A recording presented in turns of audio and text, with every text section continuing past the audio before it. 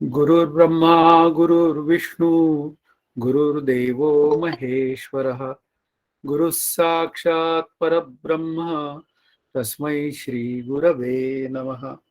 हरि ओम तत्सत. चित्रदीप प्रकरण सुरू आहे, त्यातले 30 श्लोक सांगून झालेले. 30वा श्लोक आपल्याला तर्क, श्रुती, संत आणि श्री गुरु यांच्या विचारांनुसार करायला पाहिजे, हा मुख्य विचार आपल्याला 30व्या श्लोकाच्या निमित्ताने सांगितला. स्वबुद्धीच्या तर्काला अजिबात जागा नाही, कारण स्वबुद्धीने केलेला परमार्थ हा कदाचित काही वेळा चुकीच्या संकल्पना आपल्या अंतःकरणात धारण करतो आणि त्यामुळे माझंच नुकसान होऊ शकतं. म्हणून मला तर्कच करायचा असेल तर तो काय पद्धतीने करावा, अशा जी पद्धत आहे ती या 31व्या श्लोकाच्या निमित्ताने आपल्याला सांगायला सुरुवात केलेली आहे. अविद्या व आवरण यांचा अनुभव कसा येतो ते आधी सांगितले आहेच. म्हणून कूटस्थ चैतन्य हे अविद्या व आवरण यांना विरोधी नाही असा तर्क करावा. आता इथे एक आपल्याला समजून सांगायला सुरुवात केलेली आहे की अविद्या, आवरण, मलविक्षेप हे सगळे जे काय दोष आहेत ते सगळे दोष हे आत्मस्वरूपाच्या सत्तेवर भासतात, हा मुख्य विचार आपल्याला करायचा आहे. पण हे जे आत्मस्वरूप आहे ते मात्र अविद्या आणि आवरण या कुठल्याही दोषाला मात्र विरोध करत नाही. आणि त्यासाठी तर्क माझ्या श्रीगुरूंनी इथं मांडलेत. त्यातला पहिला तर्क असा आहे की शास्त्र असे सांगते की कूटस्थ चैतन्य स्वसंवेद्य नित्य सच्चित आनंदरूप आहे. आता शास्त्राचा जो तर्क आहे तो आपल्या अभ्यासाला अनुकूल असलेला तो असं सांगतो की कुटस्थ म्हणजे आत्मस्वरूप हे स्वसंवेद्य आहे, म्हणजे 5 ज्ञानेंद्रिय आणि 6 प्रमाणांना न कळणारं आहे. त्या 5 ज्ञानेंद्रियांच्या साह्याने आत्मस्वरूपाला जाणायला जाऊ नका असं सांगतंय. नंतर तेच तत्व नित्य आहे आणि त्या नित्याने अनित्याची व्यावृत्ती केली. तर व्यावृत्ती शब्दाचा अर्थ निषेध केला, म्हणजे अनित्याचा विचार माझ्या अंतःकरणातनं बाजूला करण्यासाठी आत्मा नित्य आहे असं सांगितलं आणि ते माझं स्वरूप आहे. म्हणून मी सुद्धा नित्य आहे, शरीराच्या निमित्ताने मी अनित्य आहे, असे सगळे विचार या आपल्या पुढे मांडले. तसाच सच्चिद आनंद रूपतेचा विचार मांडला. सत्नी निरपेक्ष अस्तित्वाचा विचार सांगितला की माझं अस्तित्व हे शरीरावर अवलंबून नाही, हे कळण्यासाठी निरपेक्ष अस्तित्वाचा विचार सत निमित्ताने सांगितला. पुन्हा कळणारं ज्ञान म्हणजे आपण असं म्हणूया की होणाऱ्या ज्ञानाला कळणाऱ्या ज्ञानाचा म्हणजे असणाऱ्या ज्ञानाचा, कळणाऱ्या या शब्दाचा अर्थ असणाऱ्या ज्ञानाचा टेका असतो, तो टेकू आपल्याला कळला पाहिजे. आणि आनंद शब्दानी, आनंद रूप शब्दानी तो परमार्थ म्हणजे आपला पदार्थ निरपेक्ष आनंद हा विचार आपल्या पुढे मांडलेला आहे आणि हा शास्त्राचा अनुभव आहे. पण काय झालं, त्याच्या विरुद्ध जो कुतर्क आहे तो अशा पद्धतीने असा आहे. अनुभव असे सांगतो की दृश्यसृष्टीत असा पदार्थ अस्तित्वात नाही. आता आत्मा नावाचा पदार्थ वास्तवात नाहीच आहे, कारण पदार्थ म्हणलं की तो सावयव साकार, त्याला असलेल्या डायमेन्शन्स याच्यासह त्याचा विचार होतो. पण आत्मा निरवयव निराकार असल्यामुळे तो 5 ज्ञानेंद्रियांना आणि 6 प्रमाणांना कळत नसल्यामुळे तो माझ्या दिसण्याचा विषयच नाहीये. म्हणून इथे दृश्यसृष्टीत असा पदार्थच अस्तित्वात नाही, म्हणून कूटस्थ अस्तित्वात नाही अशा पद्धतीने, आत्मा अस्तित्वात नाही अशा पद्धतीची भाषा जी आहे ती आपल्याला कुतर्क या स्वरूपात आपल्या पुढे मांडली जाते. किंवा किंबहुना आपण समजा आणखीन कुठे काही ठिकाणी गेलो आणि कुठे एखाद्या लग्न समारंभात किंवा एसटी स्टँडवर गेलो आणि तिथं विचारलं, का हो तुम्हाला कुटस्थ चैतन्य म्हणजे काय माहितीये काय, आत्मा म्हणजे काय माहितीये काय, तर ते मला म्हणतील आत्मा म्हणजे काय असतं, अशा पद्धतीने ते बोलतील. म्हणजे याचा अर्थ त्यांना हे माहीत नाही, म्हणून अविद्या आवरण या निमित्ताने होणारा जो देहसत्यत्व जगत सत्यत्व विचार जो आहे तो कुतर्कातला विचार आहे. म्हणून इथे काय आहे की तर्क पहिला जो आहे तो शास्त्र विचाराला महत्व द्या असं सांगणारा आहे. पुढे आता याच्या विरोधी दुसरा तर्क मांडलाय. आत्मानुभव असणारे संत असेच सांगतात की फक्त आत्माच आहे, या जगात सर्वांना सर्व अनुभव असणे शक्य नाही, म्हणून कुटस्थच आत्मा आहे. मग आता संतांचा अनुभव असा आहे की भरला घनदाट हरी दिसे, रीता ठाव या राघवे विण नाही, त्रिभुवन संचले विठ्ठलेगा. या शब्दाचाच अर्थ असा आहे की या संपूर्ण जगतामध्ये अधिष्ठान रूपाने आत्माच व्याप्त आहे म्हणजे व्याप्य व्यापक भाव संबंध सांगायची जेव्हा वेळ येते, त्यावेळी त्या आत्मस्वरूपाचं निरपेक्ष व्यापकत्व आपल्या पुढे मांडतात आणि तेच सर्व ठिकाणी व्यापून आहे किंवा कार्यकारण भावाचा विचार केला तर त्या अधिष्ठान आत्मस्वरूपाच्या सत्तेवर हे कार्यरूप जगत भासतं. म्हणूनच कार्याचे गुण कारणात उतरतात. या पद्धतीने आत्माच सर्वांमध्ये आहे. आत्माच ईश्वर झाला आणि ईश्वरच पुन्हा या जगताच्या रूपाने आपल्यासमोर आला. म्हणजे प्रत्येक या जगातल्या पदार्थांमध्ये म्हणजे जीवांना आत्मा व्यापून आहे, अशा पद्धतीची भाषा ही बोलली गेली. ती संतांनी स्वतः त्या आनंदाचा अनुभव घेऊन बोलली गेलेली आहे. इथे आत्मस्वरूपाचं व्यापकत्व सांगताना हा जो कार्यकारण भाव संबंध आपल्या पुढे मी मांडला, तो केवळ कल्पित स्वरूपात आहे. आत्मा कोणाचं कार्य नाही आणि तो कोणाचं कारण नाही. तरी सुद्धा कल्पित रूपाने आपल्याला त्याला कारणत्व देता येतं, हा विचार आहे. म्हणून कूटस्थच आत्मा आहे आणि तो सर्वांच्या अंतर्यामी आहे. पण त्यावेळी दुसरा विचार आपल्या पुढे येतो. तसेच अविद्या आवरण यांचा सर्वांना अनुभव असला तरी कूटस्थ त्यांच्या विरोधी नाही. पण कुठेही जाऊन आपण जर विचारलं आणि कोणाला म्हणलं की तुम्हाला आत्मस्वरूप माहिती आहे का, तर ते म्हणतात नाही माहिती. पण नाही माहिती याचा अर्थच त्यांच्या अंतःकरणावर अविद्येचं आवरण आहे. म्हणजे त्यांना मी आत्मा आहे हे त्यांना कळलेलं नाही. पण ह्या न कळण्याला सुद्धा तो आत्मा विरोध करत नाही आणि कळण्याला तर विरोधच नाही. अशा पद्धतीने ज्यावेळी कळणं आणि न कळणं हे दोन विचार आपल्या पुढे येतात, ते केवळ वृत्तीच्या स्तरावरचे असतात हा विचार करावा लागेल. ते वृत्तीच्या स्तरावर जेव्हा विचार करायची वेळ येते, तेव्हा आपल्याला लक्षात घ्यायला लागतं की होणाऱ्या ज्ञानामागे म्हणजे वृत्तीच्या स्तरावर जे काय सगळं होणारं ज्ञान असतं ते त्रिपुटीच्या स्वरूपात असतं. मग तिथे जेव्हा आत्मस्वरूपाचं अज्ञान असतं तेव्हा मात्र ही अविद्या किंवा आवरण दोष हे प्रकर्षाने आपल्या पुढे दिसतात. म्हणून अविद्या आणि आवरण यांचा वास्तवात कुटस्थाशी काही संबंध नाहीये, पण कल्पितात मात्र संबंध आहे, अशी एक भूमिका आपल्या पुढे मांडली जाते. मग आता 32वा श्लोक जो आहे तो अधिक स्पष्टीकरण आपल्याला देतो आणि तो असं सांगतो की ते चैतन्य जर अविद्या व आवरण विरोधी असते तर त्यांचा अनुभव तरी कोणामुळे आला असता. म्हणून विवेक अविद्येच्या विरोधी आहे, तो आत्मानुभवी व्यक्तीत पाहावा. इथे तर खरा साधनेचा अभ्यास आपल्याला या 32व्या श्लोकाच्या विचारात कळतो की ते चैतन्य मुख्य मुद्दा काय आहे की आत्मानुभवी संत किंवा आत्मानुभवी श्री गुरु किंवा आत्मानुभवी व्यक्ती असं म्हणूया की जीवनमुक्त व्यक्ती आहे, त्यांना विचारायला जावं. त्या आत्मानुभवी व्यक्तीला विचारायला गेलं की तो जो आनंद रूपता आहे, ती जी आनंद रूपता आहे ती त्या व्यक्तीमध्ये आपल्याला पाहता येते. आणि ती पाहायची असेल तर आपल्याला समजून घ्यावं लागतं की अविद्या व तिचा परिणाम आवरण हाही भ्रमरूप म्हणजे मिथ्या आहे. इथे आपल्याला दोन पद्धतीने विचार आपल्या पुढे येतात. एक अविद्येच्या तमोगुणाचा परिणाम आणि एक अविद्येच्या सत्वगुणाचा परिणाम. अविद्येच्या तमोगुणाचा परिणाम म्हणून जगताचा भ्रम मला होतो. आता इथे तमोगुणाचा परिणाम या शब्दाचा अर्थ न कळणं आहे. तमोगुणामध्ये न कळणं हा त्यातला मुख्य विचार आहे आणि सत्वगुणामध्ये कळणं हा मुख्य विचार आहे. पण दोन्हीही ज्ञान जर का वृत्तीच्या स्तरावर असतील तर ती सुद्धा काय आहेत, ती होणारी ज्ञान आहे. अविद्येच्या तमोगुणाचा परिणाम म्हणून मला जग सत्य वाटतं आणि अविद्येच्या सत्वगुणाचा परिणाम म्हणून मला त्या जगाला भ्रमरूप आहे असा मी दर्जा देतो आणि मग मला असं लक्षात येतं की जग मिथ्या आहे.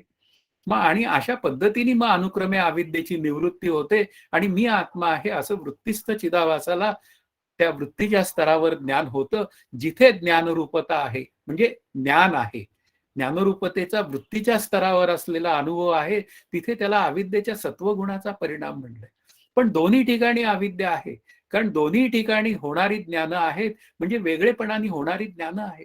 म्हणून एक ज्ञान भ्रमरूप आहे म्हणजे जगाचं ज्ञान भ्रमरूप आहे, ते चिदाभासाला होतं म्हणजे जीवाला होतं आणि त्याचं अधिष्ठान मात्र ब्रह्मस्वरूप आहे. त्याला आपण कूटस्थ असं म्हणतो.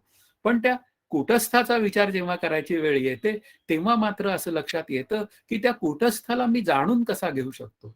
आपल्याला एक गोष्ट लक्षात आली मागच्या श्लोकातनं की ही जी अविद्या आणि आवरण हे जे दोन दोष आहे त्याला आत्मस्वरूप सहाय्यभूतही नाही आणि पुन्हा काय आहे त्याला विरोधही करत नाही. मुख्य विचार काय आहे, विरोध त्याला नाहीये. असं जर असेल तर मग विरोध कशाचा आहे? आता विरोध कशाचा आहे, तर तो विवेकाचा आहे. विवेक वस्तूकडे ओढी, देहबुद्धी तेथून पाडी. देहबुद्धी हा अविवेकाचा विचार आहे, म्हणजेच तो अविद्या आणि आवरण दोषात्मक विचार आहे किंवा तो भ्रमरूप विचार आहे. तो जर विवेक असेल, ब्रह्म सत्य जगत मिथ्या हा विवेक आहे.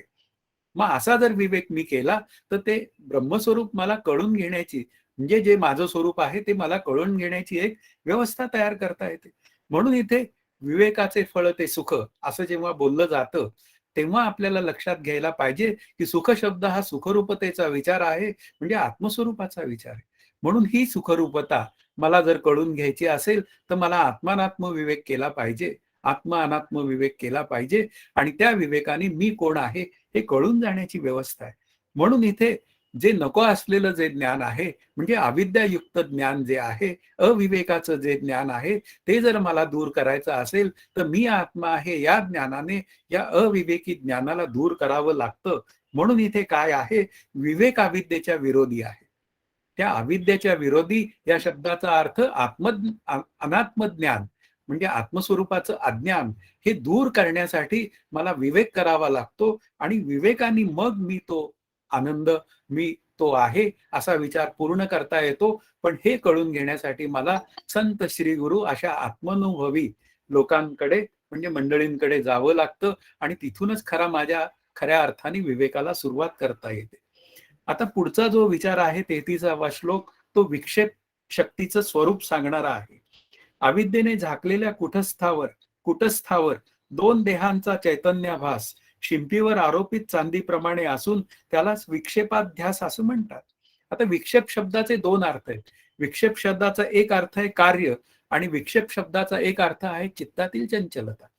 आता जेव्हा शिंपलीवर चांदीचा भास होतो, तेव्हा शिंपली ही अधिष्ठान आहे आणि चांदी ही अध्यस्त रूपाने आहे. मग आता जेव्हा हा भ्रम होतो, चांदीचा भ्रम होतो, तेव्हा मात्र मला अविद्या ही गृहीत धरावी लागते. कारण का, की तो भ्रम का मला झाला, मंद अंधकारात झाला, हे अगदी मान्य आहे. आणि मंद अंधकारात जेव्हा मला त्यावर चांदी असल्याचा भ्रम होतो, त्याप्रमाणे असा त्या अविद्येचा विचार करायचा आहे, की त्या अधिष्ठान कुटस्थावर त्या अविद्येच्या निमित्ताने दोन अध्यास होतात. आता कुठले दोन अध्यास होतात, ते विक्षेपाध्यास आहेत. आता ते कोणते विक्षेप आहेत, तर मी देह आहे, म्हणजे मी स्थूल देह आहे, हा एक विक्षेप. आणि मी सूक्ष्म देह आहे, हा दुसरा विक्षेप. वास्तवात विचार करायची वेळ आली तर सगळं स्वरूपच आहे. पण काय झालं, त्या अविद्येच्या अंधार रात्री मला मी देह सत्य आहे असा मला माझ्या अंतःकरणात विचार तयार झाला. कारण माझा जन्मच मुळात वासनात्न होतो. मग वासनात काय आहेत, तर देह सत्यत्व भ्रांती हा त्यातला मुख्य विचार आहे.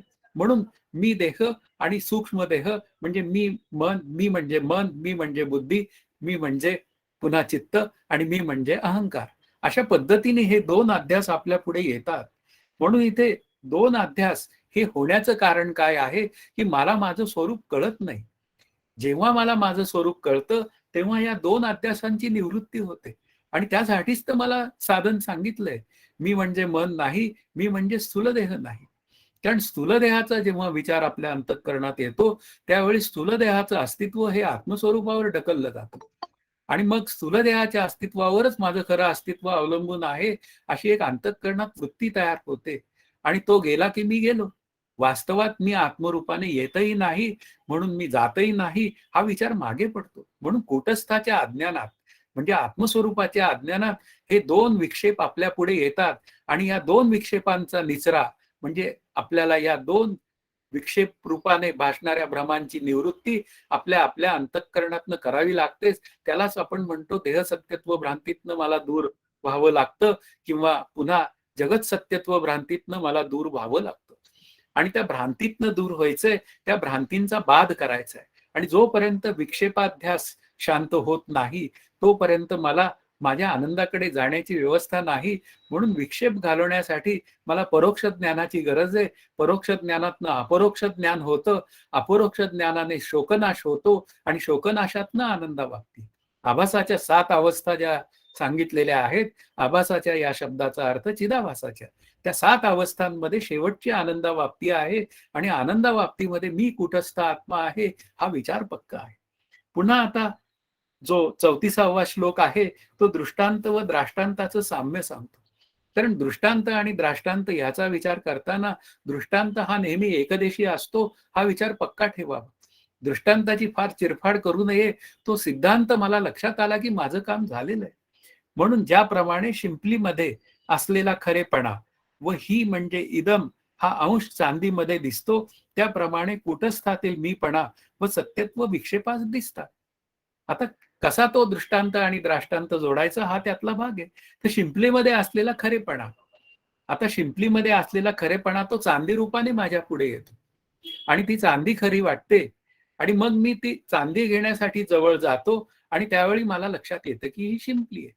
म्हणजे याचा अर्थ काय आहे की त्या शिंपलीच्या सामान्य ज्ञानात भ्रम होतो. शिंपलीच्या सामान्य ज्ञानात भ्रम होतो आणि शिंपलीच्या विशेष ज्ञानात भ्रम दूर होतो. जेव्हा मी जवळ जातो त्यावेळी मला ही शिंपली आहे हे त्याचं विशेष ज्ञान होतं. पण जोपर्यंत मी त्याला जवळ जाऊन बघत नाही तोपर्यंत ती शिंपली मला चांदी रूपाने भासते. म्हणून इथे ही जी चांदीची शिंपलीची सत्यता आहे, म्हणजे मुख्य विचार काय आहे, वास्तवात शिंपली आणि चांदीचा काही संबंध नाही. पण काय झालं, शिंपली ती सत्यता जणू काही त्या चांदीमध्ये उतरली. तसंच काही या आपल्या देहाचं आणि कूटस्थ चैतन्याचं आहे. वास्तवात कूटस्थ चैतन्यच सतत आहे. त्याचंच अस्तित्व सगळीकडे आहे. भावरूपता, भावरूपता या शब्दाचा अर्थ अस्तित्व. त्याचं अस्तित्वच सगळीकडे आहे, किंबहुना तेच सर्व ठिकाणी व्यापलेलं आहे. मग असं असताना त्या चांदीप्रमाणे मी देहाला महत्व देतो. आता देहाचा विचार चांदीच्या प्रमाणे करायचा आहे आणि शिंपलीचा विचार हा कुटस्थ चैतन्याच्या ठिकाणी जाऊन करायचा आहे. मग इथे काय आहे, इथे आपल्याला या देहावर मी देह आहे, मी करता आहे, मी भोगता आहे, असा मीपणाचा भावभाव तयार होतो. वास्तवात आत्मरूप मीच्या ठिकाणी या गोष्टी नाहीत. म्हणून इथे कूटस्थाचं जे काय अस्तित्व आहे ते देहावर घातलं जातं आणि देहावर घालून पुन्हा त्या देहाचं अस्तित्व त्या कूटस्थावर घातलं जातं. अशा पद्धतीने अनन्याध्यास होतो. म्हणून इथे स्वरूपाध्यास अधिक संसर्गाध्यास आणि दोन्ही मिळून झालेला अनन्याध्यास. स्वरूपावर जेव्हा अध्यास होतो तेव्हा त्याला स्वरूपाध्यास म्हणतात. मी देह आहे हा स्वरूपाध्यासाचा विचार आहे आणि देह मी आहे हा संसर्गाध्यासाचा विचार आहे. आता देहावर जेव्हा आत्मस्वरूपाचा विचार करतो म्हणजे अस्तित्वावर मी माझ्या देहाच्या अस्तित्वावर माझं अस्तित्व अवलंबून आहे असं म्हणतो, त्यावेळी आपण जणू काही त्या देहावर आत्म्याचा अध्यास केलेला असतो. ही विपरीत कल्पना आहे. पण काय होऊन जातं, अशा पद्धतीने आपल्याला हे समजून घ्यावं लागेल. मग या अनन्याध्यासातनं माझी जर सुटकाच करून घ्यायची असेल तर मग काय आहे, मला माझ्या स्वरूपाकडे जावं लागेल. म्हणून कूटस्थातील मीपणा व सत्यत्व विक्षेपात दिसतात. त्याचं कारणच आहे पुन्हा कार्यकारण भाव संबंध. आता तोच कूटस्थ जणू काही जीवरूपाने आपल्या समोर आला, अशी एक भाषा बोलली गेलेली आहे. म्हणजेच याचा अर्थ त्या उपाधीच्या आतमध्ये तो कूटस्थ चैतन्य आहे. बाहेरही आहे यात वाद नाही, पण उपाधीच्या आतही आहे. म्हणून तिथे त्याला अनुभव घेण्याची एक व्यवस्था तयार करता येते. म्हणून हे अस्तित्वाचे जे भ्रम आहेत किंवा मला कळणेपणाचे जे भ्रम आहेत होणाऱ्या ज्ञानातले, किंवा मला दुःख होतं किंवा सुख होतं आणि मला पाहिजे तर खरं सुख, मग या तिन्ही ज्या इन्स्टिंक्ट मूळच्या आहेत त्या कूटस्थ चैतन्याकडनं आलेल्या आहेत. एवढा जर विचार माझ्या अंतःकरणात डोकावला तर मग मी मात्र तिकडे जाण्याची व्यवस्था तयार करू शकतो. म्हणून या सूक्ष्म देहात मीपणाची जाणीव जी काय निर्माण झालेली आहे ती केवळ त्या कूटस्थ चैतन्याच्या सत्तेवर झालेली आहे. एवढा विचार मला करता आला पाहिजे. म्हणून देह सत्यत्व जगत सत्यत्व हे माझ्याकडनं हे बोललं जातं. त्या देहाच्या अस्तित्वावर मला जग फार प्रिय आहे, त्यातील विषय प्रिय आहेत, अशी पद्धतीने बोलणी होतात माझी. मग आता तो 35वा श्लोक जो आहे त्या विक्षेपाध्यासाचं वैशिष्ट्य सांगणार आहे. शिंपीची बाहेरील बाजू निळी असून आकार त्रिकोणी असतो. ते रंग आकार अध्यासकाळी शिंपीमध्ये लुप्त होतात. त्याप्रमाणे भ्रमकाळी असंगत्व आनंदत्व इत्यादी भाव कूटस्थामध्ये लुप्त होतात. आता इथे शिंपली वास्तवात कशी आहे, ती निळी आहे, निळ्या रंगाची आहे, त्रिकोणी आहे.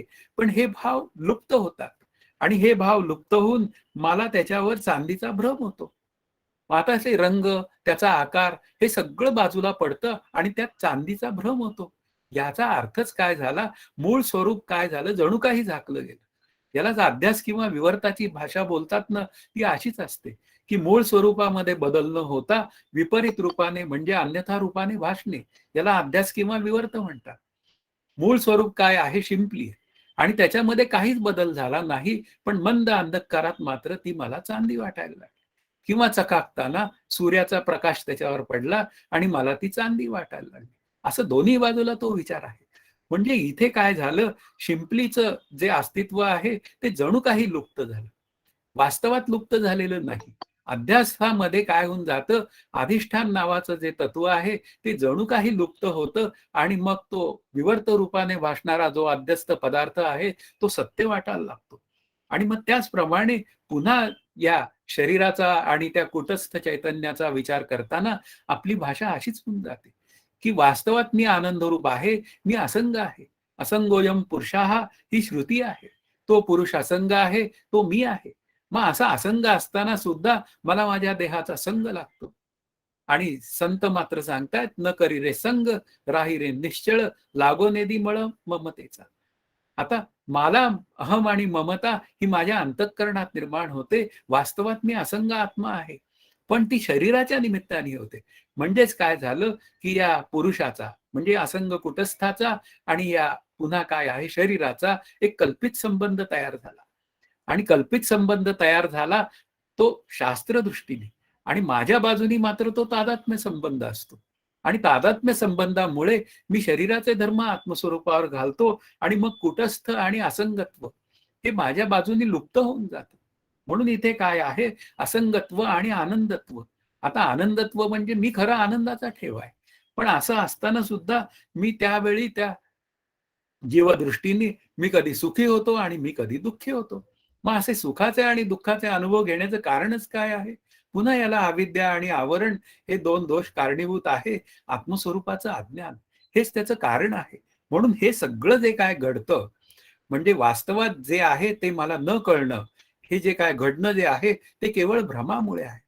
हे भ्रमात भासणारे पदार्थ हे मला सत्य वाटतात. मी त्यांच्या मागे धावतो सुखासाठी, पण मला वास्तवात सुख फार कमी वेळ मिळतं. हे माझ्या लक्षात येत नाही आणि मला पाहिजे असतं कायमचं सुख. श्री ज्ञानदेवांचं म्हणणं तेच आहे. सुखा लागी जीवा करीसी तळमळ, पण त्या सुखरूपतेचा विचार माझ्या अंतःकरणात येत नाही. याला केवळ भ्रमाचा विचार आहे. मग तो जीव संग करतो, त्या विषयांचा संग आहे, तो व्यक्तींचा संग आहे, तो पदार्थांचा संग आहे, त्या वस्तूंचा संग आहे. अशा पद्धतीने त्याच्या संघात तो त्याचं सगळं आयुष्य घालवतो आणि म्हणूनच इथे काय आहे, त्या विक्षेपाध्यासाचं वैशिष्ट्यच असं आहे, की माझं खरं स्वरूप जे आहे ते असंग आणि आनंदरूप आहे. असं असताना मी मात्र सुख आणि दुःख भोगतो, हा मुख्य विचार आहे. पुढे आता भ्रमात दोन्ही अध्यस्थांची नावे बदलतात. आता तो 36वा श्लोक आहे. ज्याप्रमाणे दृष्टांतातील अध्यस्थाचे चांदी असे नाव होते, त्याप्रमाणे कुटस्थावर अध्यस्त विक्षेपाचे मी असे नाव होते. मग अध्यासापूर्वी तिचं नाव काय होतं? चांदीचं. चांदीचं नाव शिंपली होतं. पण काय झालं? अध्यस्थानंतर ती चांदी झालं. म्हणजे नवीन नाव मिळालं. मग खरं माझं स्वरूप काय आहे? तर ते कुटस्थ रूप आत्मा आहे. मौन राशिगा तुझे नाव, अशी एक भाषा आहे. आणि मग मी जेव्हा शरीर धारण करतो, तेव्हा मात्र काय होतं, की ते आत्मस्वरूप लुप्त होतं जणू काही आणि शरीर धर्म माझे मला सत्य वाटायला लागतात. वास्तविक माझं नाव काय असं जेव्हा विचारलं जातं, त्यावेळी ते दोन पद्धतीने त्याचा विचार करता येतो. एक माझं वास्तवातलं नाव. वास्तवातलं नाव जे आहे म्हणजे पारमार्थिक सत्तेतलं नाव आहे कुटस्थ चैतन्य आणि व्यावहारिक सत्तेतलं नाव आहे माझं उदयकुमार. अशा पद्धतीने जेव्हा व्यावहारिक सत्तेत उत्तर द्यायची वेळ येते, तेव्हा मी माझं नाव उदयकुमारच सांगितलं पाहिजे. पण आत अंतःकरणात पक्का विचार पाहिजे, की माझं खरं नाव काय आहे, ते कुटस्थ चैतन्य आहे. मौन राशीगा तुझे नाव. म्हणजे काय? मौन शब्दाचा अर्थ इथे आत्मा असा घ्यायचा.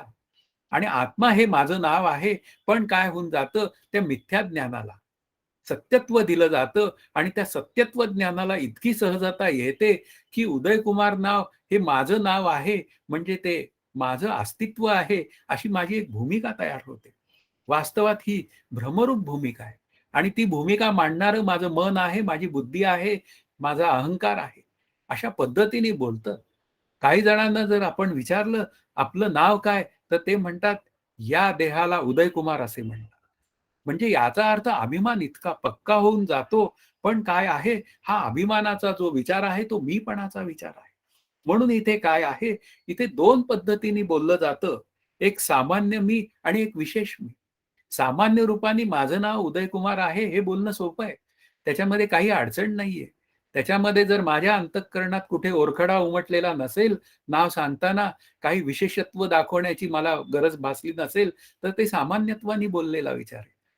तोही आत्मस्वरूपाच्या सत्तेवर आहे. किंवा मग मी विशेष विचार बोलतो आणि त्या निमित्ताने मी बंधनात सापडतो.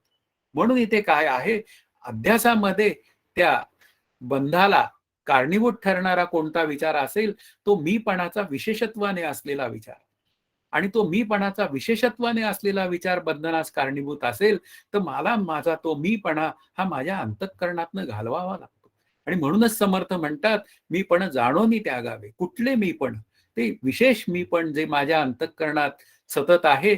मी धनवान, मी संपत्तीवान, माझं घर मोठं, माझ्यासारखा बंगला कुठला नाही, माझी संपत्ती खूप मोठी. अशा पद्धतीने जेव्हा विचार मांडायची जेव्हा वेळ येते, तेव्हा आपल्याला लक्षात ठेवावं लागतं, की ते विचार सगळे आपले चुकीच्या पद्धतीचे. ते सगळे विचार अध्यस्त पद्धतीचे आहेत. त्या अध्यस्त पद्धतीतनं मला बाजूला पडावं लागेल आणि अधिष्ठानाचा विचार करावा लागेल. म्हणून इथे भासवान वस्तूंना तो मी आहे असं म्हणतो, हा त्याचा दोष आहे. म्हणून मिथ्या नाव जे आहे ते मला समजून घेतलं पाहिजे. माझं नाव उदयकुमार आहे, पण ते मिथ्या शरीराचं नाव उदयकुमार आहे.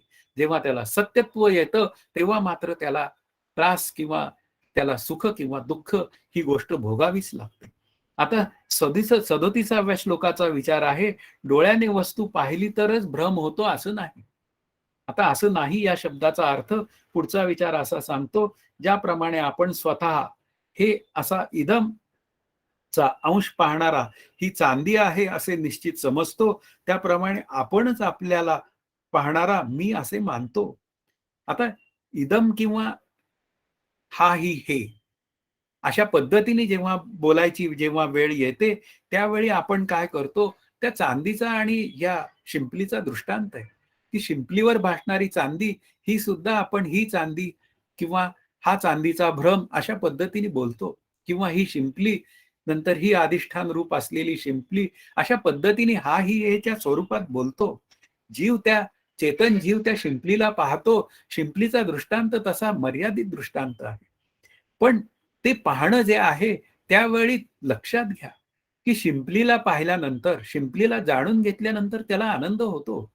वादच नाही. का आनंद होतो, की नाही, नाही, ही शिंपली आहे. ही काही चांदी नाही. मला असं वाटत होतं, हे मान्य आहे मला. पण ही शिंपली आहे, त्यामुळे मला नक्की जवळ गेल्यावर कळलं, की नक्की काय आहे. तसंच काहीसं आहे, की मी देह मी करता हा चांदीप्रमाणे असणारा भ्रम आहे. पण जेव्हा मी मला पाहतो, पाहावे आपणास या आपण या नाव ज्ञान. म्हणजे मी जेव्हा मला पाहतो, म्हणजे मी मला जेव्हा जाणतो खऱ्या अर्थाने. खऱ्या अर्थाने मी जेव्हा मला जाणतो, तेव्हा मी कुटस्थ रूप आहे हे कळतं. मला माझंच रूप कळतं. आणि माझंच रूप कळल्यानंतर हे माझं रूप आहे. हे माझं स्वतःचं रूप आहे. अशा पद्धतीने बोललंही जातं.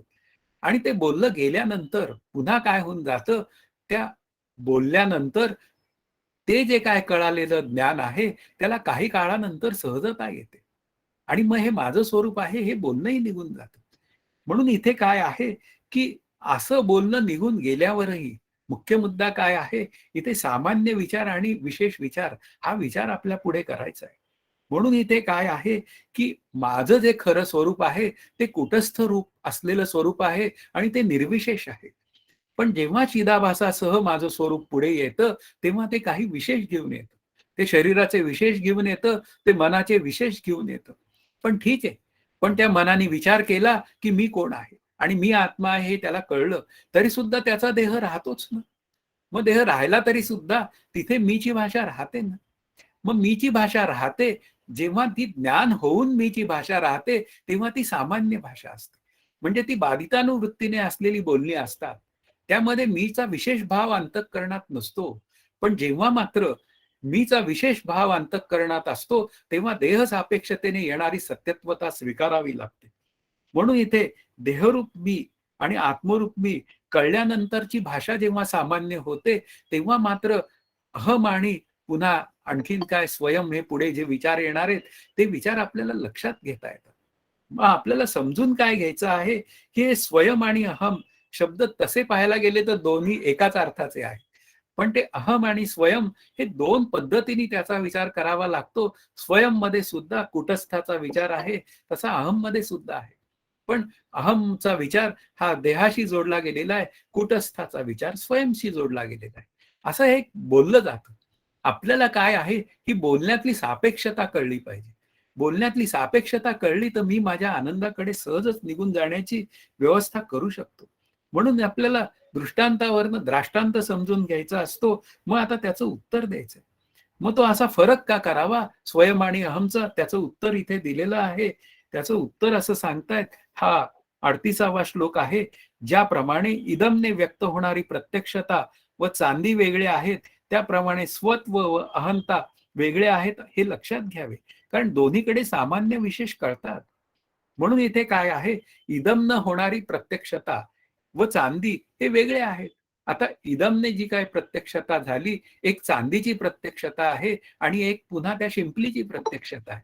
आता शिंपलीची प्रत्यक्षता आहे ती अधिष्ठानाच्या भाषेतली आहे आणि चांदीची आहे ती भ्रमरूप ज्ञानातली आहे. मग तसंच काहीसं इथे आहे.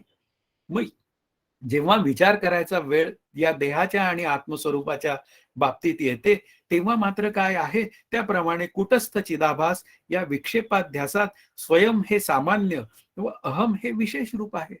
आता स्वयं हे सामान्य रूप आहे.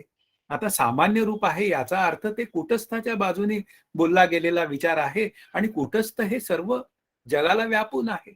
हाही त्यातला भाग आहे. पण अहमचा जेव्हा विचार येतो, तेव्हा मात्र काय होऊन जातं, तो विशेष भाव तयार होतो. आता शिंपलीचा विचार करायची वेळ जेव्हा येते, ही शिंपली हा सामान्य भाव आहे.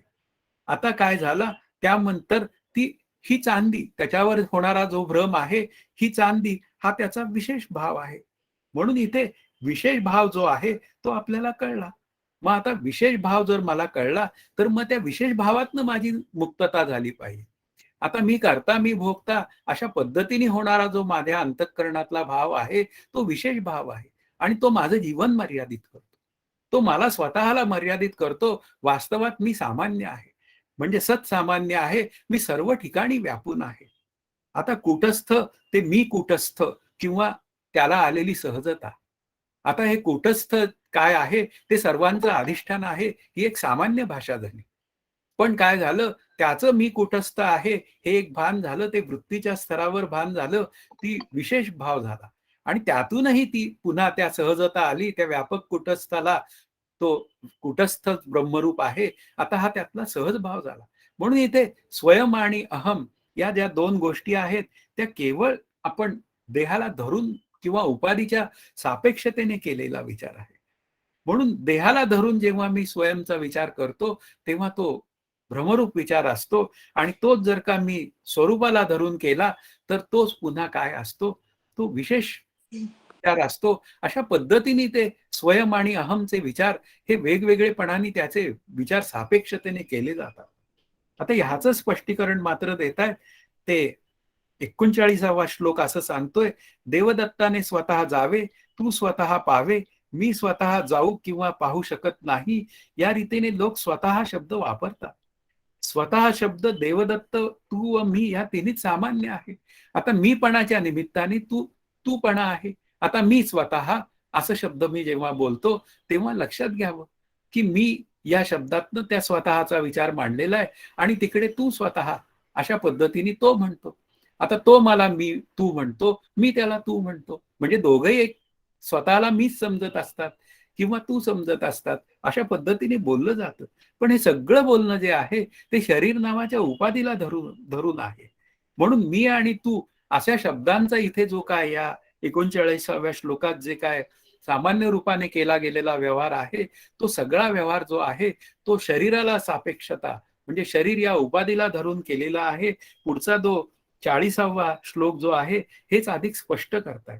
ही चांदी, हे कापड इत्यादी सर्व पदार्थात इदम म्हटले जाते. त्याप्रमाणे हा तू, मी इत्यादी सर्व ठिकाणी स्वतः प्रयोग केला जातो. आता मी काय अर्थाने बोलतो यावर ठरतं. आता मी आणि तू हा जो विचार आहे, मी स्वतः असा तो विचार पुढे येणार आहे, पुढच्या श्लोकामध्ये येणार आहे, त्यावेळी तो करूया आपण. पण इथे मी देहरूप या पद्धतीने बोलतोय का मी आत्मरूप या पद्धतीने बोलतोय? म्हणून मीचा विचार दोन्हीकडेही आहे. तो आत्मस्वरूपाच्या ठिकाणी पण आहे आणि देहाच्या ठिकाणी पण आहे. म्हणून इदम व स्वयं या दोघांना सामान्यत्व आहे, यात फरक करण्याचं काही कारण नाही असं इथे सांगितलं. कारण का ते अपेक्षेने आलेली भाषा आहे. वास्तवात स्वयं व काय म्हणूया इदम या शब्दांचे मुख्य अर्थ मला कळून घेतले पाहिजे की तो आत्मा मी आहे. या शब्दांच्या उलझनीमध्ये आता वास्तवात इथे या पंचदशीकारांना काय सांगायचंय की कूटस्थ हेच माझं स्वरूप आहे आणि त्यावर हा देह अध्यस्त रूपाने भासतो आणि या देहाचा विक्षेपाध्यास आपल्या बंधनाला कारणीभूत आहे. एवढ्या 3 वाक्य सांगायचे, त्यासाठी एवढे श्लोक आणि ती अवघडता आपल्या पुढे मांडली आहे.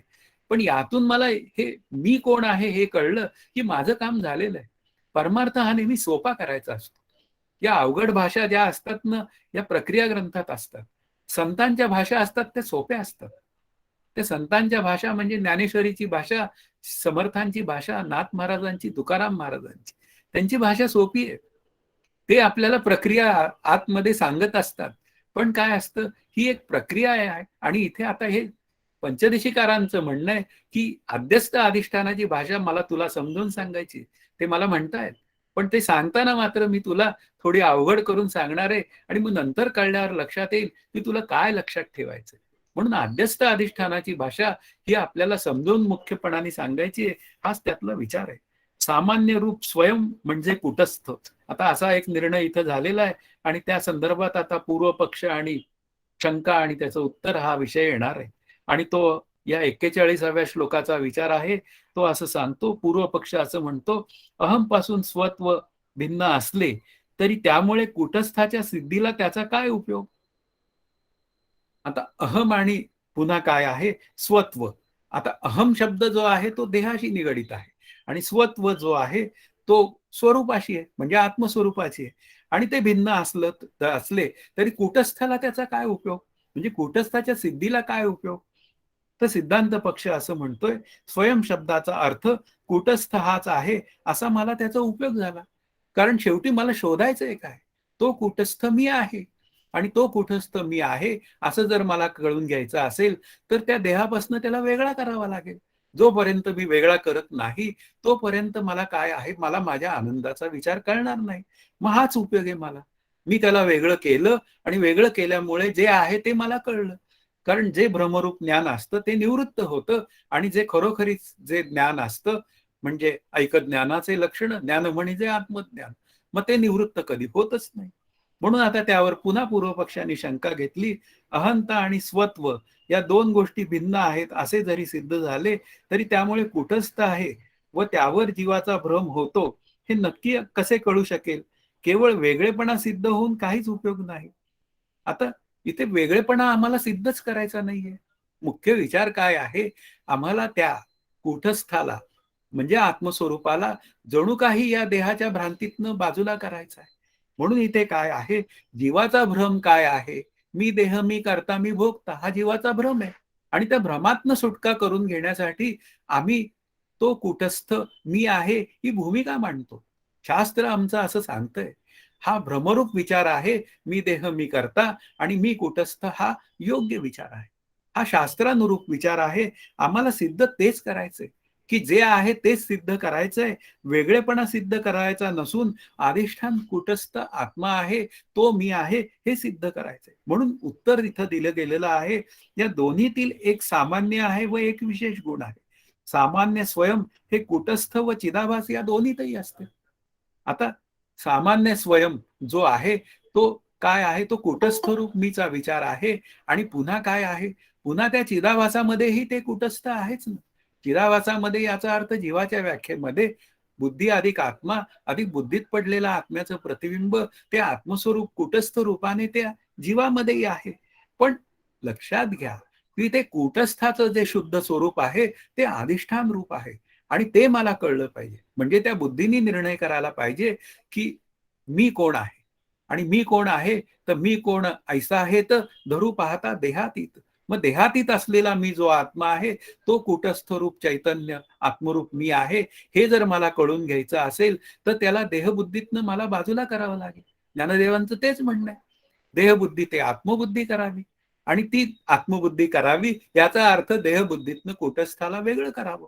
मग आता हे कूटस्थाला वेगळं करायचंय म्हणजेच याचा अर्थ काय आहे की बुद्धीच्या निमित्ताने येणारा जो भ्रम आहे माझ्या अंतःकरणात तो मला दूर करायचा आहे आणि तो दूर केला की मी कोण आहे हे कळण्याची व्यवस्था आहे. म्हणून इथे यामुळे या सामान्य स्वयंचा कूटस्थ हाच अर्थ होतो हे मला कळले, हा मला मोठा उपयोग झाला. आता जे माझं स्वरूप आहे ते कळणं मला हा मला उपयोग आहे. म्हणून इथे वेगळं करणं हा आमचा मुख्य उद्देश नाहीये. वेगळं करून मला तो आत्मा मी आहे हे कळणं माझा हा मुख्य उद्देश आहे. हा या 41व्या श्लोकाचा विचार आहे. 42वा श्लोक म्हणतोय एक शंकेच्या रूपात आहे. स्वयं शब्दाने कुटस्थाहून वेगळ्या गोष्टी दूर सारल्या जातात आणि तो असं सांगतो स्वयंने स्वहून इतर गोष्टी नाकारल्या जातात हे खरे आहे. शिवाय स्व व आत्मा दोन्ही एकरूप आहेत. त्यामुळे कुटस्थ व आत्म्याहून वेगळे पदार्थ नाकारणारे स्व सुद्धा कुटस्थ आत्माच आहे. त्यामुळे तुमचा आक्षेप आम्हाला मान्य आहे. आता त्याचं हे उत्तर दिलेलं आहे. मग आता स्वयं असा जेव्हा विचार बोलला जातो त्यावेळी तत्सापेक्ष असलेल्या इतर गोष्टी बाजूला पडतात. आता स्वयं शब्दाने जर आत्मा हा अर्थ पुढे येत असेल तर त्या अपेक्षेने येणाऱ्या ज्या दुसऱ्या गोष्टी आहेत म्हणजे जगत आणि सगळे जगतातले पदार्थ हे आपोआप दूर सारले जातात. पण म्हणूनच काय होऊन जातं स्वयं हे सर्वत्र सामान्य रूपाने आहे, त्याचंच अस्तित्व आहे. हा मागच्या श्लोकाचा विचार झालाय. मग अनुभूती कशाची येते तर त्याच्याच अंशाची येते. आता मी असावं, मला काही कळावं, नंतर मला केवळ आनंदच पाहिजे. आता ही सगळी अनुभूती कोणाची आहे? ती त्याचीच अनुभूती आहे. त्यासाठी त्यांनी सोन्याच्या दागिन्यात सोनेपणा सामान्यत्वाने असतो असं म्हटलेलं आहे. आता सगळीकडे दागिने दिसतात. आता दागिना दृष्टी जी आहे ती कल्पित दृष्टी आहे.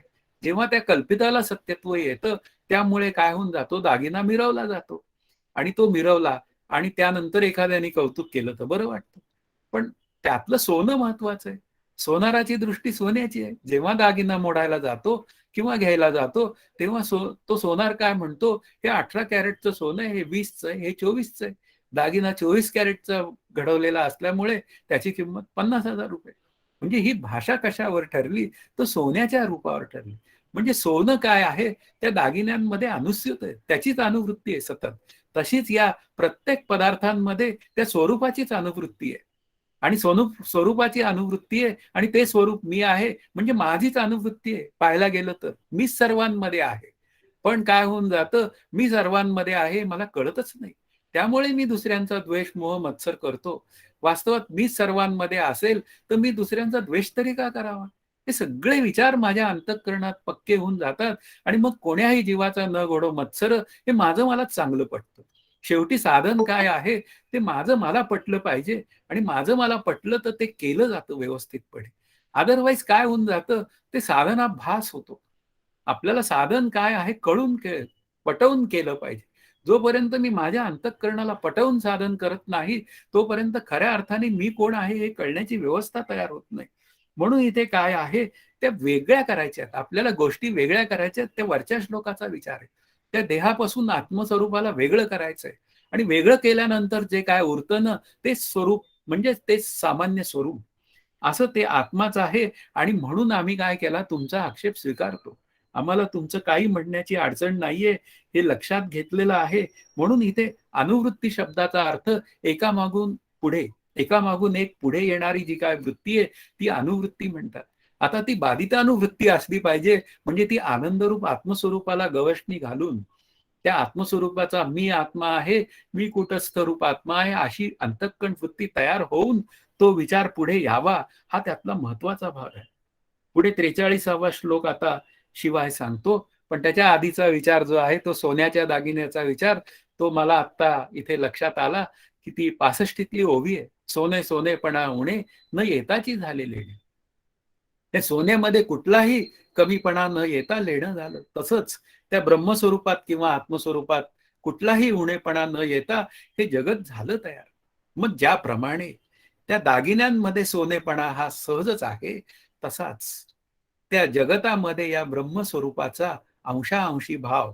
आता पुन्हा कल्पित रूपाने ब्रह्मस्वरूपाचा अंशांशी भाव सिद्ध होतो. याचा अर्थ ब्रह्मस्वरूपच ईश्वर रूपाने या सर्व सृष्टीमध्ये आहे.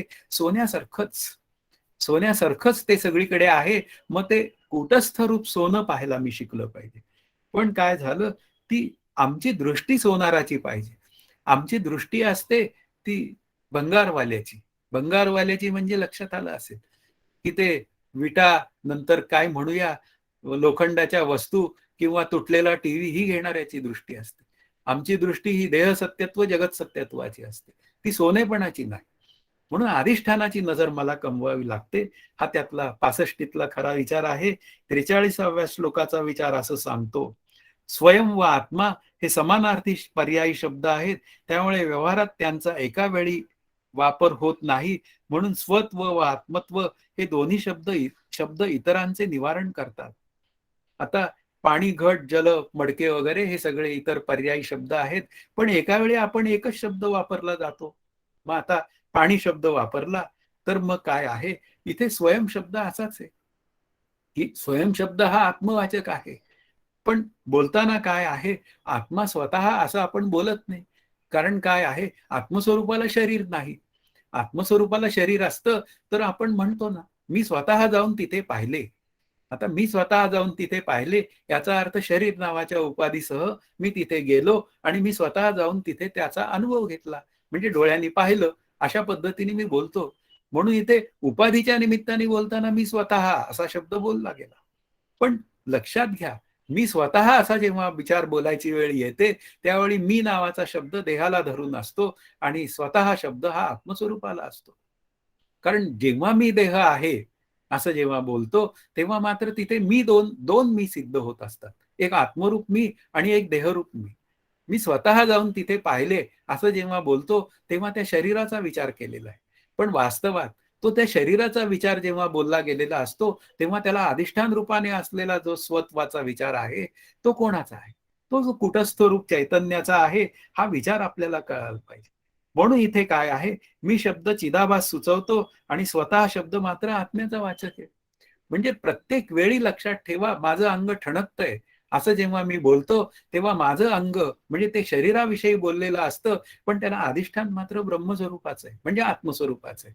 मग जिथे अधिष्ठानाचा विचार आहे, तिथे मात्र काय आहे, तो आत्मस्वरूपाचा विचार आहे. म्हणून इथे स्वतः शब्द जो आहे तो आत्मस्वरूपाचा आहे. मग देहासंदर्भात बोलला तर तो अध्यस्थाचा विचार आहे आणि त्या स्वरूपासंदर्भात बोललं गेलं तर तो अधिष्ठानाचा विषय आहे. म्हणून इथे प्रत्येक गोष्ट या जगात केली जाते, ती सगळी गोष्ट त्या अधिष्ठानाच्या सत्तेवर केली जाते. म्हणून स्वरूपाच्या सत्तेवर केली जाते. म्हणून ते परस्परांचे पर्याय होऊ शकत नाही. जेव्हा आपण आत्मस्वरूपाविषयी बोलतो, जेव्हा आपण त्या अध्यस्थ पदार्थांविषयी बोलतो, तेव्हा ते एकमेकांचे पर्याय होऊ शकत नाही, एवढं लक्षात ठेवावं. कारण का, संबंध यायला त्यांची सत्ता एक कुठे आहे? परमार्थात आत्मस्वरूपाची पारमार्थिक सत्ता आहे आणि या मीची म्हणजे या देहरूप मीची म्हणजे चिदाभास रूप मीची ही व्यावहारिक सत्ता आहे. मग आता जीवाची व्यावहारिक सत्ता आणि आत्मस्वरूपाची पारमार्थिक सत्ता, दोघांचं कसं काय एकमेकांवर विचार मांडता किंवा लादता? त्यापेक्षा दोघांना वेगळं ठेवा ना. दोघांनाही वेगळं ठेवा. मग वेगळं केलं की मी कोण आहे हे कळतं ना. वेगळं केल्याबरोबर व्यावहारिक सत्तेतली जी अध्यस्त बुद्धी आहे ती शांत होते आणि शांत झाल्याबरोबर मिथ्या ज्ञानाने ही अध्यस्त बुद्धी शांत होते आणि मला माझ्या आनंदाचा स्वरूपाचा अनुभव येतो. म्हणून इथे 44वा जो श्लोक आहे, अचेतनाचे बाबतीत स्वयं शब्द कसा वापरला जातो त्याचे उत्तर. घट स्वतः जाणत नाही इत्यादी प्रकारे घटादी अचेतन पदार्थांमध्येही स्वत्व दिसते असे म्हटले तर ते त्यांच्या ठिकाणी आत्म्याची सत्ता असते म्हणूनच. म्हणून घटाला काही कळत नाही हे आम्हाला मान्य आहे, पण त्या घटालाही आत्मा व्यापून आहे ना, म्हणजे ब्रह्म व्यापून आहेच आहे. कारण शेवटी घट आहे, घट मला कळतो ही भाषा आली कुठनं, किंवा त्या घटाचं अस्तित्व आलं कुठनं? बरे घटाचं अस्तित्व मातीच्या सत्तेवर असलं तरी माती उपहित चैतन्य आहेच ना. शेवटी प्रत्येक गोष्ट या जगातली बाजूला केली तरी आहेपणा कुठे गेला? म्हणजेच याचा अर्थ काय आहे, हे जे अचेतनाच्या बाबतीत स्वयं शब्द कसा वापरला जातो त्याचं उत्तर आहे. म्हणून इथे काय आहे, त्या घटाचं ज्ञान सुद्धा मला माझ्या स्वरूपाशिवाय होत नाही. म्हणजे आतमध्ये माझ्या अंतःकरण वृत्तीला हा घट आहे असं जेव्हा कळतं, तेव्हा तो बुद्धीच्या स्तरावर कळणारा घट सुद्धा त्या आत्मस्वरूपाच्या सत्तेवरच असतो, एवढं लक्षात घ्या. म्हणून इथे होणाऱ्या ज्ञानामागे असणारं ज्ञान असतं किंवा आपण अस्तित्वाच्या संदर्भातला विचार येतो, त्या घटाचं अस्तित्व सुद्धा त्या आत्मस्वरूपाच्या सत्तेवरच मला कळतं, एवढा विचार करावा. मग आता पुढचा प्रश्न असा झाला, मग चेतन व अचेतन भेद कसा आहे? हा त्यातला विचार आला. मग ते म्हणतात 45व्या श्लोकाच्या निमित्ताने पंचदशिकार, जो चेतन व अचेतन भेद दिसतो तो कूटस्थ आत्म्यामुळे नसून बुद्धीमुळे निर्माण झालेल्या चिदाभासाने तो केला आहे असे समजून घ्यावे. आता व्यापक पदार्थ, व्यापक चैतन्य हे या समोरील जड अचेतन पदार्थांमध्येही व्यापून आहे. मग आता त्यापेक्षा ते चेतन आणि जड अचेतन हे दोन विभाग कसे केले? आता ज्याच्या ठिकाणी अंतःकरण वृत्ती आहे त्याला चेतन म्हणलेलं आहे. अंतःकरण वृत्ती याचा अर्थ कळून घेण्याची क्षमता. तो पदार्थ वेगळेपणाने कळून घेण्याची क्षमता आहे, बुद्धी आहे. त्यामुळे त्या जीवाला हा पदार्थ हा घट आहे हे कळतं. पण त्याच घटाला कळत नाही, कारण घटामध्ये अंतःकरण नाही, म्हणजे चिदाभास नाही. बस या पद्धतीने ते पदार्थ जड अचेतन ठरतात. आणि मग माझी अंतःकरण वृत्ती म्हणजे चिदाभासासहित असल्यामुळे, म्हणजे आत्मस्वरूपाचा आभास त्याच्यामध्ये असल्यामुळे, त्या आत्मस्वरूपाच्या आभासाच्या मुळे मला ते पदार्थ कळतात, एवढा विभाग आहे. म्हणून त्याला जड अचेतन आणि एक जड चेतन असे दोन विभाग तयार झाले. मग आता पुढे 46वा श्लोक असं सांगतोय, जड पदार्थात आत्मा का मानावा? आता मानवादी चेतन पदार्थांची कूटस्थावर भ्रमाने कल्पना केली असून घटादी अचेतन पदार्थांचीही त्यावर भ्रमानेच कल्पना केलेली आहे. आता वास्तवात मानवाचा देह आणि पुन्हा घट हे दोन्ही काय आहेत? एक चेतन आहे आणि एक अचेतन आहे. त्याला जड चेतन आणि जड अचेतन अशा पद्धतीने बोललेलं आहे. जे स्वतःलाही जाणत नाही आणि दुसऱ्यालाही जाणत नाही ते जड अचेतन, जे स्वतःलाही जाणतात आणि दुसऱ्यालाही जाणतात ते जड चेतन. पण दोघंही अध्यस्त आहे. शरीर रूपाने मी सुद्धा अध्यस्त आहे आणि घट रूपाने ते बाहेरचे पदार्थही अध्यस्त आहे. पण या सर्वांना मात्र अधिष्ठान कोण आहे? तर या दोघांनाही अधिष्ठान मात्र आत्मा आहे. म्हणून इथे काय आहे, अध्यस्थाला अधिष्ठानाशिवाय सत्ता नाही, मग अध्यस्थाची निवृत्ती अधिष्ठानमय असते, हे मला कळलं पाहिजे. म्हणजे या वेळी अध्यस्थाची निवृत्ती होते तेव्हा मी कुटस्थ आहे हे मला कळतं, आणि मी कुटस्थ आहे मला कळतं. तर मग आता मुख्य प्रश्न जो आहे तो, त्या जड पदार्थात आत्मा का मानावा? कारण तो पुन्हा तोच विचार आहे, तो पदार्थ मला कळतो म्हणून त्यामध्ये पण आत्मा आहे. कारण ह्या प्रत्येक सृष्टीला आधार अधिष्ठान रूपाने जर का आत्मा असेल तर त्या जड पदार्थांनाही तो आत्मा आधार आहे, तसाच मलाही आहे. पण मला कळून घेण्याची क्षमता आहे, त्याला कळून घेण्याची क्षमता नाही. उदाहरणार्थ मेलेलं प्रेत हे उदाहरण इथं दिलेलं आहे. आता मेलेल्या प्रेतालाही आत्मा व्यापून आहे की नाही? आहे ना, व्यापून आहेच आहे. म्हणूनच ते मला प्रेत कळतंय. त्या प्रेताचं अस्तित्व तरी कळतंय. जोपर्यंत त्याची राख होत नाही तोपर्यंत त्याची त्या प्रेताचं अस्तित्व कळतंय. नंतर ते राखेच्या रूपाने अस्तित्व आहे. अशा पद्धतीने आपल्याला लक्षात घ्यावा लागतो विचार. आजच्या अभ्यासातला शेवटचा श्लोक आपण अभ्यास करू. ती एक शंका आहे, पण ती शंका आहे तर त्या शंकेबरोबर त्याचं उत्तरही आपल्याला घ्यावं लागेल. आणि मग पुन्हा आपली 5-10 मिनिटं वाढतील. तर मग आज आपण इथेच थांबूया. जय जय रघुवीर समर्थ. हरि ओम तत्सत. श्री पांडुरंगाय नमः.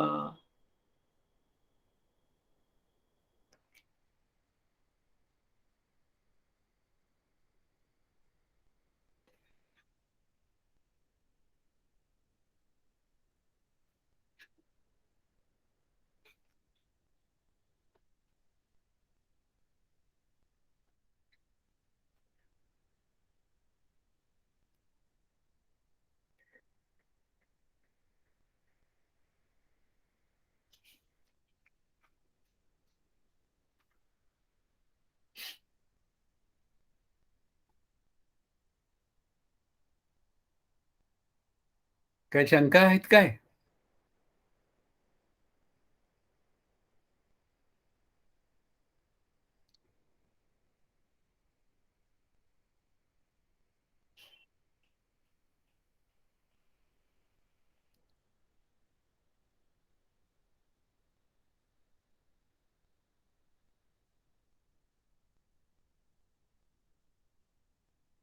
थांबायचंय मग?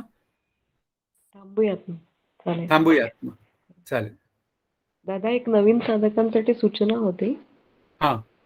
की आपला अभ्यास वर्ग चालू असताना त्यांनी ग्रंथ समोर ठेवला, त्यांना हा. अजून उपयुक्त ठरेल नवीन हो, साधकांसाठी. चालतंय.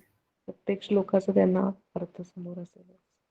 हो, त्यासाठीच आपण श्लोक टू श्लोक अभ्यास करण्याचा एक प्रयत्न करतोय. धन्यवाद. नमस्कार. हॅलो. हा. असं 33व्या श्लोकात विक्षेपाचे 2 अर्थ कोणते आपण सांगितले होते ते, आणि थोडस त्याचं स्पष्टीकरण सांगितलं तर बरं होईल. थोडं 35वा श्लोक का? नाही, 33. 33. विक्षेपात. हा, हा, विक्षेपाचे विक्षेप शब्दाचा अर्थ एक कार्य असा अर्थ आहे. कार्य आणि 2.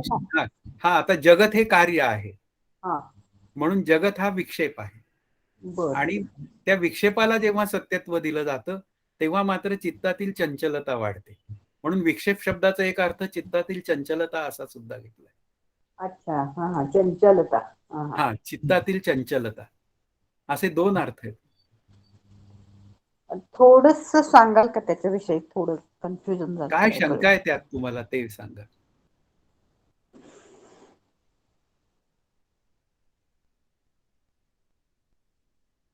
हॅलो. हॅलो. हा, तुम्हाला त्यात काय शंका आहे ते बोला. अविद्येच्या प्रभावामुळे कुटस्थावर. हा, अविद्या शब्दाचा अर्थ आत्मस्वरूपाचं अज्ञान. हा, आत्मस्वरूपाच्या अज्ञानामुळे जग सत्य वाटतं. हा, आणि जग सत्य वाटलं की मग मी विषयांमध्ये माझी अंतःकरण वृत्ती गुंता करते.